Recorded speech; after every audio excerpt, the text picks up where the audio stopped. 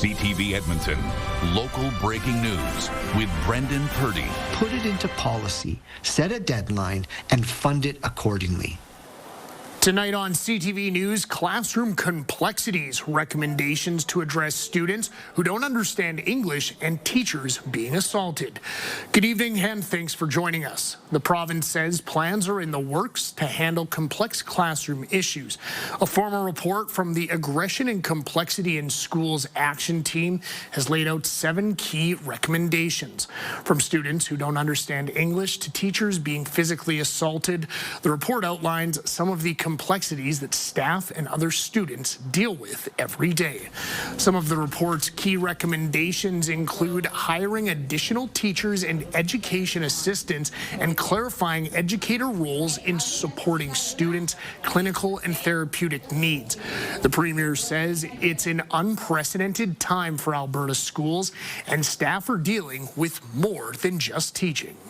I don't know that we've ever had a situation where you might have a new elementary school class and kids have to be taught how to respond to their own name. As a story I've heard. I don't know that you've ever had a case where kids are punching or biting teachers to the point where it causes so much damage they need surgery. The province has created a cabinet committee that will review and implement the recommendations. The Alberta Teachers Association says it's in favor of many of the recommendations as they've been advocating for these supports for years. We expect this government to take these recommendations and put them into practice. Not someday, not when it's convenient, and not as optional guidelines. If this is truly a goal, then put it into policy, set a deadline, and fund it accordingly. Education Minister Dimitrios Nicolaides says we can see some of these recommendations implemented as early as January. Lab physicians say they tried to warn the province that privatizing lab services was a bad idea, but legislators refused to listen. The comments come 2 days after the Auditor General revealed more than $100 million was wasted in an attempt to get DynaLIFE to take over services across Alberta. The province's contract with DynaLIFE started back in December of 2022. A few months later, it was terminated amid lengthy waits and financial issues with DynaLIFE. Lab physicians say they repeatedly warned that the proposed structure was faulty and the plan was likely to fail. Good ideas can be good ideas, but they will fail if there isn't that communication, if there isn't that deliberate planning and due diligence to anticipate these types of eventualities. Lab physicians also say the report raises troubling concerns about political interference, unethical business practices, and a lack of transparency. The province says it took action when issues with DynaLIFE cropped up and says it cooperated fully with the Auditor General's investigation. Alberta's chief electoral officer has approved a 3rd recall petition application against a UCP MLA. The latest recall petition is for Grand Prairie MLA Nolan Dick. Organizer Casey Klein says Dick hasn't been representing the community's concerns and is inaccessible to the public. She noted that Dick voted in support of the notwithstanding clause to force teachers back to work. Dick says he's committed to being accessible to all constituents in Grand Prairie and says he spoke to Klein earlier this year. Klein needs to collect just over 9,400 signatures before February the 19th for the petition to be successful. There's a sense of relief tonight for some people living in the McCauley neighborhood. Police are looking to reintroduce a beat team there in response to increasing crime and social disorder. CTV's Amanda Anderson reports. Oh, ups and downs. Sometimes it gets really good and sometimes it goes really bad, then it gets good again and it goes bad again. Teresa Spinelli is talking about the McCauley neighborhood in the inner city. She says the situation here is unlike anything she's experienced before. I mean, I've lived here my whole life, so I'm used to street people, drug people, addicts, all that kind of stuff, but never seen anything. I've never been afraid. I've lived here my whole life, but this last year I was afraid. The longtime resident and business owner is one of many that have been lobbying police to bring a beat team back to these streets. just them driving around on their bikes or in their cars or walking the beat patrol, I think will make a really, really huge difference. It'll help the people that live here feel safer. Police say there was a beat in the Boyle-McCauley communities for many years. In 2023, Healthy Streets Operations Center resources were introduced, and the beat moved to the Oliver and Cromdale neighborhoods. It's continuously being modified and revamped and making sure that we have the officers and those beats are in the right locations in the city. The deputy chief told the police commission Thursday a business case for the McCauley beat is before the superintendent, and both he and the superintendent support it. Thank you. There you go. In short, we're on it. We're on it. When the beat team will make its return is not yet known, but Spinelli says knowing it's coming gives her hope for the neighborhood. The connotation that's a really bad neighborhood is really sad because it's a very long-term great neighborhood, and it's still a great neighborhood, and it has issues because it's always been inner city. Amanda Anderson, CTV News, Edmonton. The mayor says his goal is to keep next year's tax increase around 6.5% or lower as council prepares for budget talks. City staff have put forward their proposal for the final year of the current 4-year cycle. It maintains the planned 6.4% tax bump for 2026. That would mean the average homeowner pays an extra $230. NAC says multiple city services don't have enough funding to achieve the standard that Edmontonians expect. He says council will likely have to address those issues starting next year, but there are 3 expensive items the group needs to discuss thoroughly this time. That's the funding for Explore Edmonton, which is about $11 million, about $2.9 million for DATS to ensure we're keeping up with meeting our service standards, and then $1 million for the transition from the bus cleaners to permanent positions. City bureaucrats are projecting more revenue than expected in 2026 from a variety of sources. Their plan puts most of that money towards the rising cost of parts and labor on city projects. Staff will present the budget to council next week. The debate begins on December 1st. Fire damage during recent Diwali celebrations is motivating one city councillor to push for more firework regulations and steeper penalties. In October, multiple homes were damaged by fire, believed to be caused by backyard fireworks launched to celebrate the Hindu Festival of Lights. 2 years ago, fire crews responded to a large grass fire at Ivor Dent Sports Park. Consumer Fireworks were also the suspected culprit in that case. Councillor Karen Tang has tasked city staff with finding better ways to inform Edmontonians about the firework rules, among other changes. This year, I would say we've actually been quite proactive in terms of enforcement. We've seen charges and investigations go up. We have some arrests, for example, for illegal use of fireworks. But I think there's a few more things we can do. Tang says city messaging on fireworks should be in multiple languages. Fines can be much higher and sales more regulated. She's also interested in partnering with faith groups to put on a community fireworks show for Diwali next year. It's illegal to launch fireworks of any kind in city limits without a permit from the fire department. People in a South Edmonton neighborhood are speaking out against a new development in their community. A proposal to build 750 residential units where a strip mall now stands is in its early stages. CTV's Merrick Takash reports.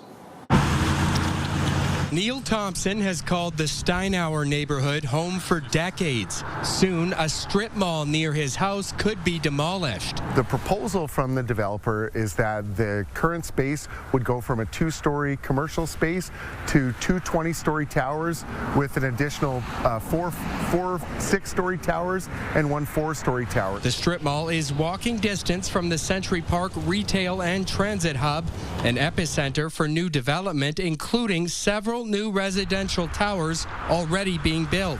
This isn't just like infill skinnies or anything like that. This would be 2 major 20-story buildings. There'd be a lot of new residents to the community, over 750 units in this development. Thompson says he is all for new development, but he believes the city is moving too fast. As you can see, there's already a lot of traffic from the Century Park development. The area's city councillor John Morgan attended an open house on the issue earlier this month where more than 100 residents voiced their concerns. Well, there's definitely a balance there, right? And so ensure that we understand that that we can't continue to sprawl on forever.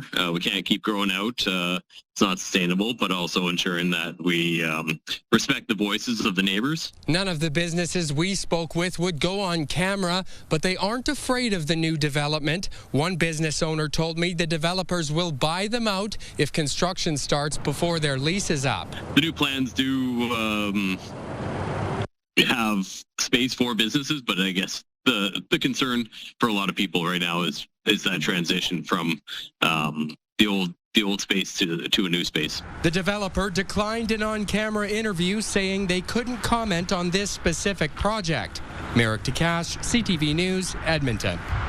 The Fairmont Hotel McDonald is flicking the switch on the holiday season. 3, 2, 1.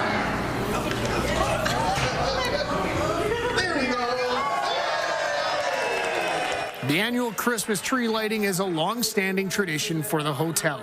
Today, it included a live Christmas music as well as cookies and hot chocolate. This year, the hotel is redirecting the money it would usually spend on a gingerbread house to the Bissell Center.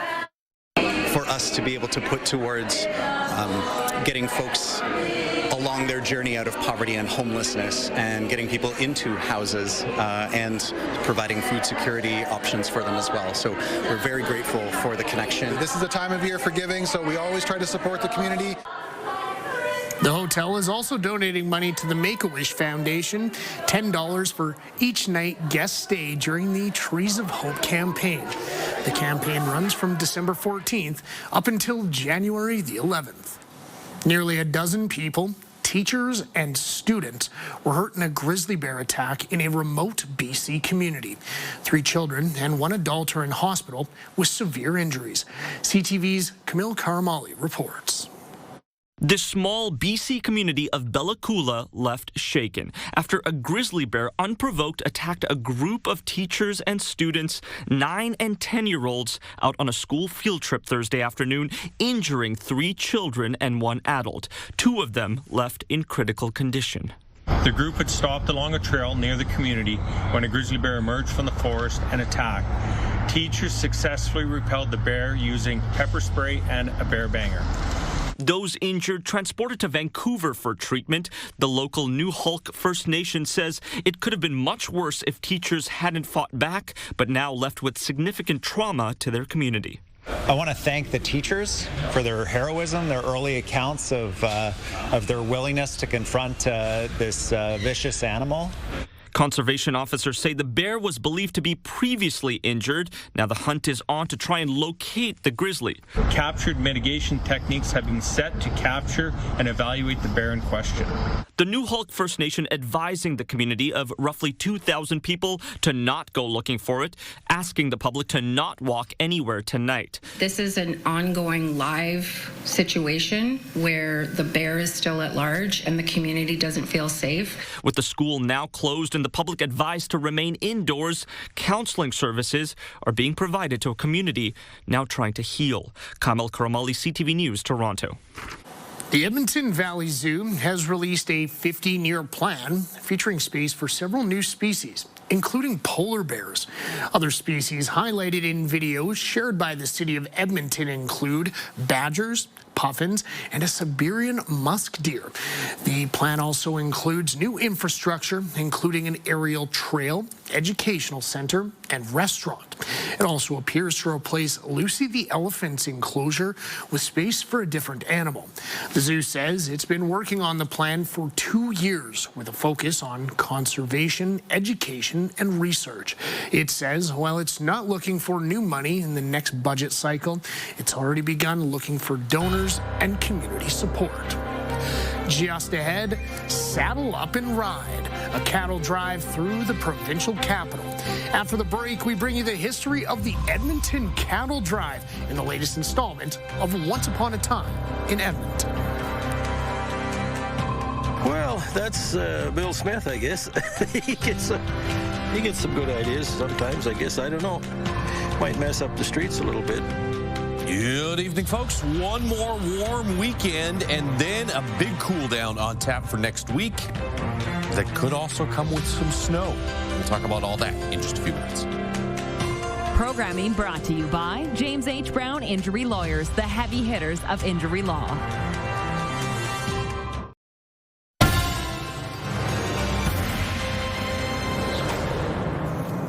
Welcome back. They may call Calgary Cowtown, but our city certainly knows its way around a cattle drive.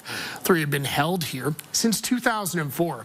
Today in Once Upon a Time in Edmonton, we explore that history. Exactly 100 years ago today, Edmonton was declared a city, and we haven't looked back since. Edmonton celebrated its 100th birthday with bagpipes,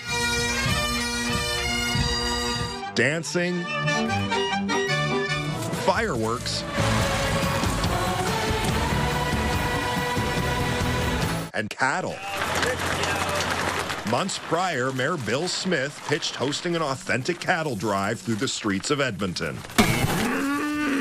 Not only as a city celebration, but as a way to promote farm fare in the Canadian Finals Rodeo. Well, that's Bill Smith, I guess. He gets some good ideas sometimes, I guess. I don't know. Might mess up the streets a little bit. In 2003, ranchers showed us how cattle drives move herds from one pasture to another and discussed whether it was plausible in a city like Edmonton. It's not really tough. You only go around slowly along about 2 miles an hour. The idea of doing one downtown, though, was getting the horns from some city councilors. I'm quite skeptical about providing city money. It would be nearly $75,000 for it. There were costs and cleanup concerns. Cleanup is big time when it comes to cattle. I mean, I don't want to get into what, but anyway, it's big time.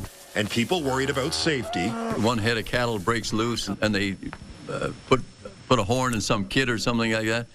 That's a fear that some people have. It's been come off like the running of the bulls. Well, we're not running bulls. Ed Wedman was in charge of rounding up the drive's cattle and cowboys. He invited CTV News to meet his cows to prove how safe they are. I understand the councillors' concerns, mainly because they haven't come out to see what you've seen. They're used to being handled with horses. They're used to being moved. Crowds don't really bother them a whole bunch. Hey, hey! Council eventually approved the cattle drive as part of the River City Roundup, a rodeo and agriculture showcase during the Canadian Finals Rodeo. And on October 14th, 2004, 100 cattle and dozens of cowboys made their way down 8 blocks of Jasper Avenue. It's good to see all the people turn out. It looked like it was a good success. It was such a success, the city hosted another cattle drive 6 years later. Another opportunity to teach city folk about country life. Get the city enthusiastic about understanding the history and tradition and culture of rodeo, ranching, agriculture, because we eat it and wear it every day of our lives. A lot of people don't realize that this way of life still exists, but this entire group of cowboys here, most of them make their living horseback every day working with cattle. Once again, the city handed the reins to Wedman.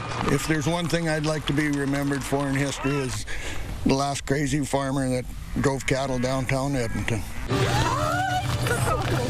Last year, a third cattle drive was held to welcome the CFR back to Edmonton after spending 5 years in Red Deer. The cows finally came home. CFR's back in Edmonton for his 50th anniversary. The cattle started at Churchill Square and ended in Fan Park at the CFR's new home, Rogers Place. A fitting way to welcome back a Western tradition. To read more about the cattle drives and watch extended videos, head to ctvnewsedmonton.ca. Time to go all aboard the Polar Express train. It's now running full steam ahead for the holiday season. The attraction departs from the Alberta Prairie Railway Station, that's in Stettler. Families can expect a 1-hour round-trip experience set to the soundtrack of the popular film. Each person will receive a golden Polar Express ticket and a ceramic souvenir mug to take home. Rides run on Fridays, Saturdays, and Sundays until December 23rd. Coming up, big problems in Little Oil Country. We look at what ails the Edmonton Oilers at the quarter mark of the season.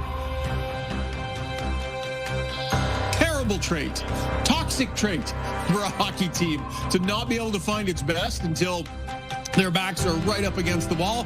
But that's the trait this team has.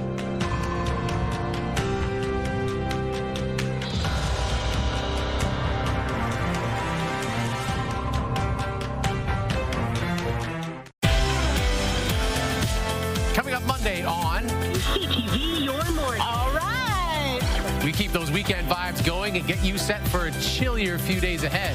We'll see you at 6. Your Morning Edmonton, weekdays. Help us build a mountain of toys. Donate today at ctvedmonton.ca.